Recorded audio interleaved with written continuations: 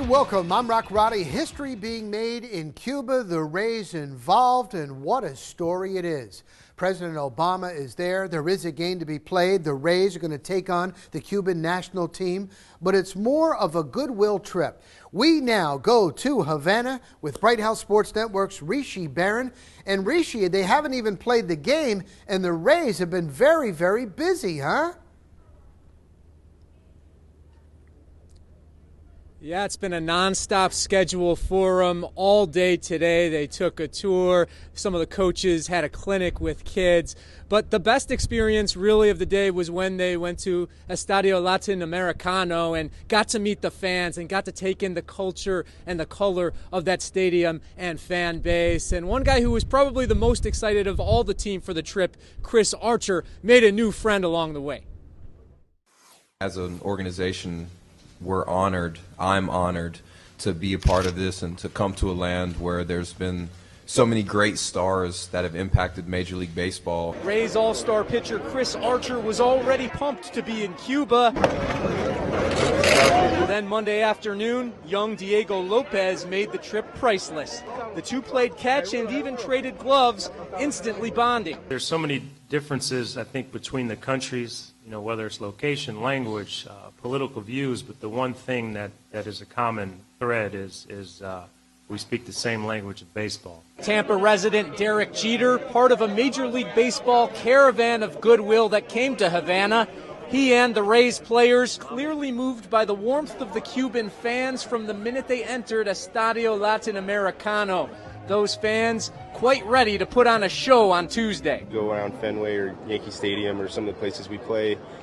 You don't get that excitement every day. So for us this feels like a big moment for us. The love of baseball here is very evident just from the time that we set foot on the ground. The amount of people and the amount of fanfare that this event has garnered. And less than 24 hours after an emotional reunion with his family, Rays Cuban outfielder Dairon Verona was all smiles, very happy to be home in his native country. It's something that I never would have even dreamed of ever experiencing. From a kid playing baseball, you dream of playing ball, and so to be here, I thank God for this opportunity. It's really something special.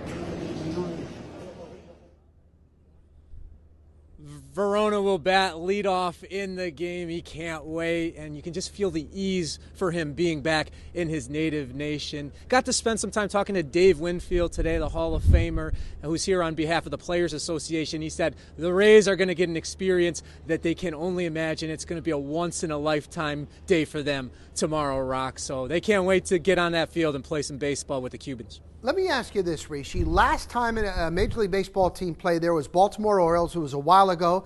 The game came right down to the end. It was very, very competitive. How is Kevin Cash looking at this game? Because the Cuban national team, it's all about them winning. The fans, they want it. But yet it's still spring training for the Rays.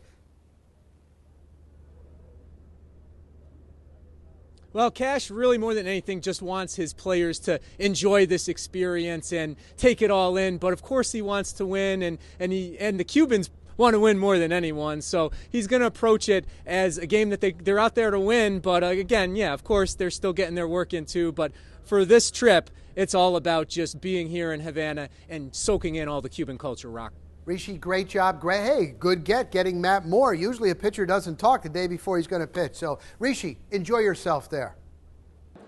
With President Obama here watching their every move, the Tampa Bay Rays soaking in every moment of this historic trip to Cuba and a game that will live on for the ages. Cuban fans lucky enough to be here lined up early to get in.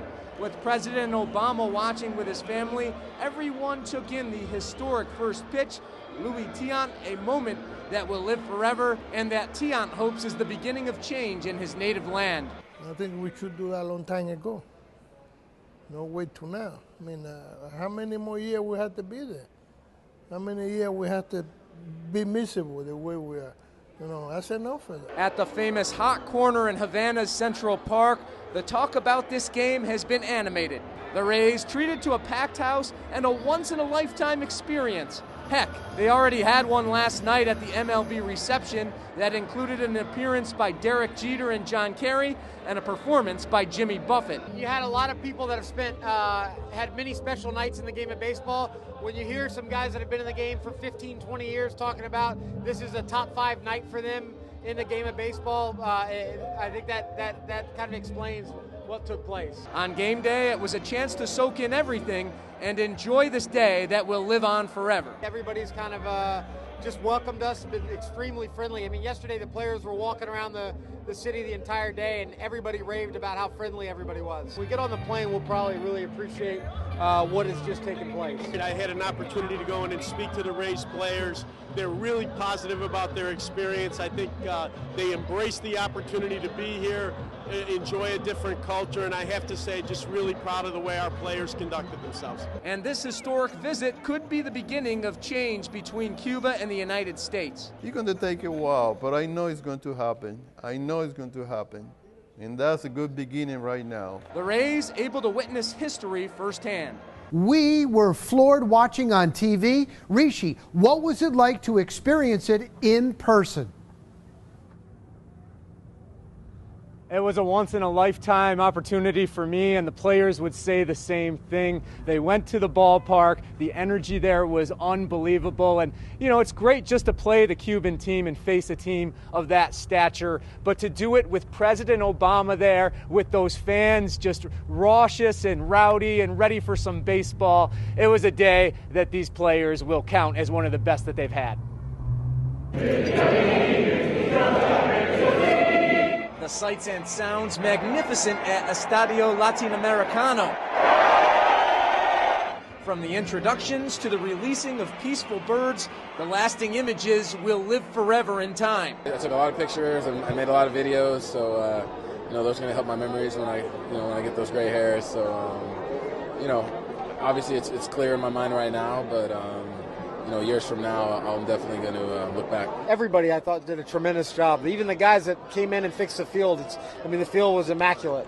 Hard to beat the company in this exclusive event. President Obama with his wife Michelle getting flowers from the Rays. I just wanted to express my gratitude for what she does with the youth and the community, and I made sure to tell her that anytime she wanted some help, I would be on board. Joe Torre and Derek Jeter among those joining MLB Commissioner Rob Manfred, who called the trip a huge success. I had an opportunity to go in and speak to the Rays players. They're really positive about their experience. I think they embrace the opportunity to be here, enjoy a different culture, and I have to say, just really proud of the way our players conducted themselves. The Cuban fans, loud and passionate all afternoon. Even after giving up a home run in the ninth, the Rays got the win. But really, what this whole trip was about was bringing two nations together through the love of baseball. Very grateful for the opportunity. We feel very fortunate to be able to be the team that participated. There's 30 other clubs, and for our team to come over here and play as well as we did, and just to be able to experience the culture and be accepted, is something that we're all definitely going to be grateful for. Kevin Cash obviously didn't want to see his team give up a homer in the ninth inning, but that just added to the experience. The place went absolutely bonkers. The fans were dancing in the rows. It was really something to see. As for being around as a member of the media, things that sometimes you take for granted, such as being able to go from one part of the ballpark to the other, that was a process in itself. So quite a trip for everyone who was here. Reporting from Havana, Rishi Barran, Bright House Sports Network. The Rays' trip to Cuba may or may not be a huge stepping stone for the U.S. in terms of international relations with the Cubans. One thing we know for sure, though, this was a once-in-a-lifetime experience that will always have a special place in Rays players' hearts. I think as things kind of slow down in my head a little bit and we get a little more time to process and take things in, I think that it's only going to be more special as time goes on. When they left the airport in Tampa and boarded a plane headed to Havana, the Rays not sure what to expect. Then it hit them, watching water splash over the famous Malecón, then their first sight of the Cuban streets.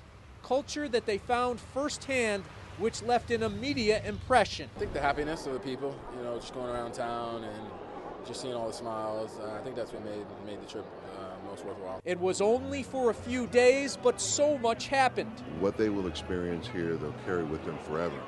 And hopefully they're seeing the beginning of a sea change, as you would call it, with relationships between these two countries. Hall of Famer Dave Winfield among those on hand for the historic opening press conference, which was just the beginning of a jam-packed diplomatic trip. Being the proximity that it was only an hour and change flight, and all the legwork that was done in advance by our organization and Major League Baseball and the White House made it somewhat seamless for it. Tony, nice to see you. The surprises, including much more than Players Association Director Tony Clark dropping by to say hi.